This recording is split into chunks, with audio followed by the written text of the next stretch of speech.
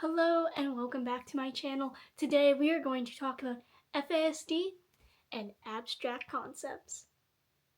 Did you know people with FASD can struggle with abstract concepts like math, calendars, dates, time?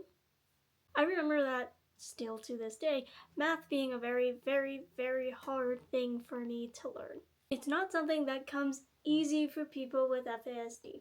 Some reasons why people with FASD might struggle with math concepts is because one, it's an abstract concept. Two, there's a lot of memorizing that has to go with it. There is a lot of remembering certain steps. It could be also that the child has trouble also reading instructions.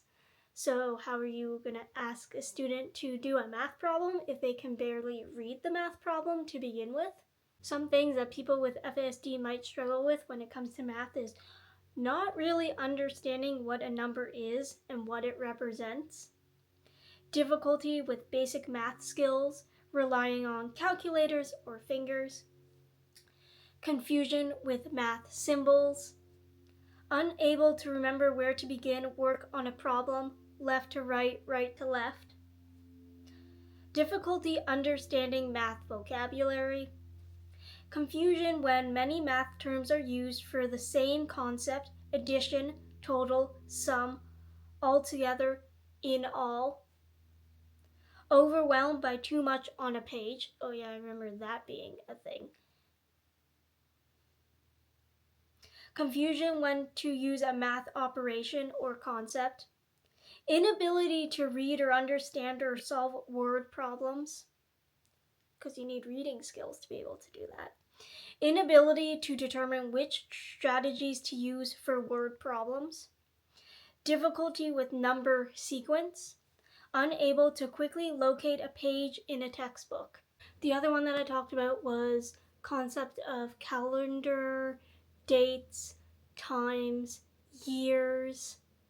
We might have trouble when we're younger with the days of the week. And as we get older, that might turn into remembering the months of the year, remembering what year is so-and-so in a history event, what year is they're living in right now, what year they were born, and what date is their birthday, and what month it is, which could be a challenge, especially when they might be in a medical setting. And one of the questions doctors, nurses, technicians tend to ask you is, what is your date of birth? And some people with FASD might switch the numbers up, might say the wrong date, might say the wrong month, and so on and so forth. When I was younger, it took a very long time for me to get the months down.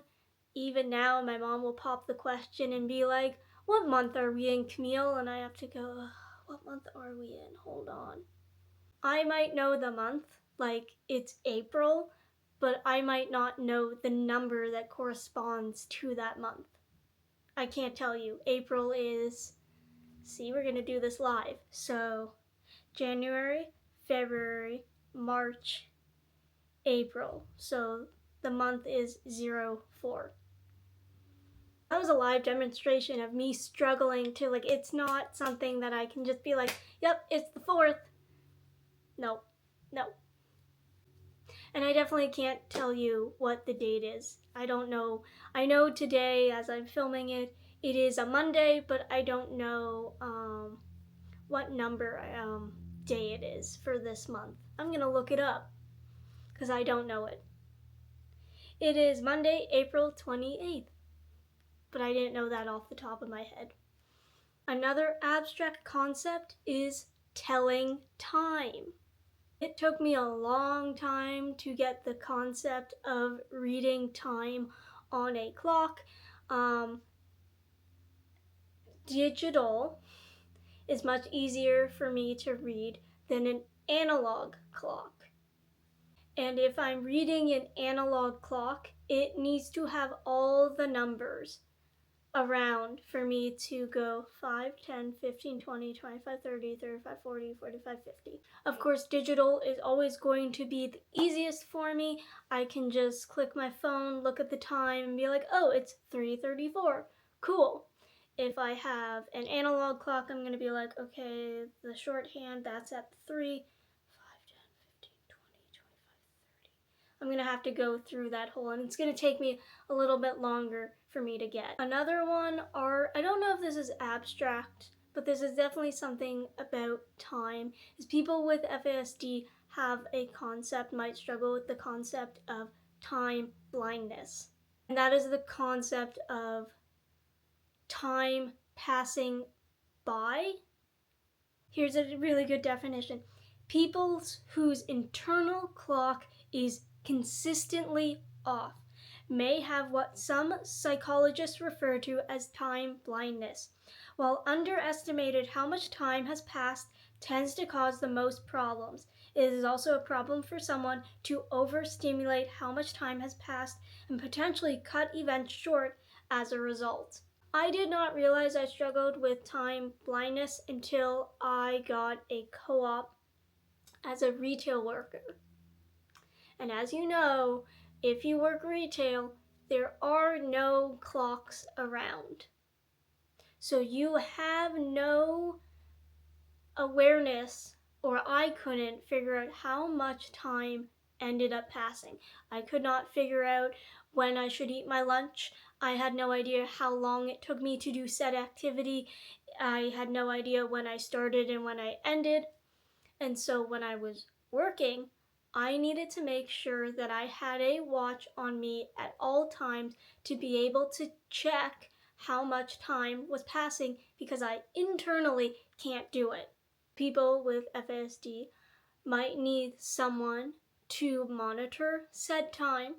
Some people with FASD might, like I did, needed a physical watch so that I could constantly look and see how much time passed.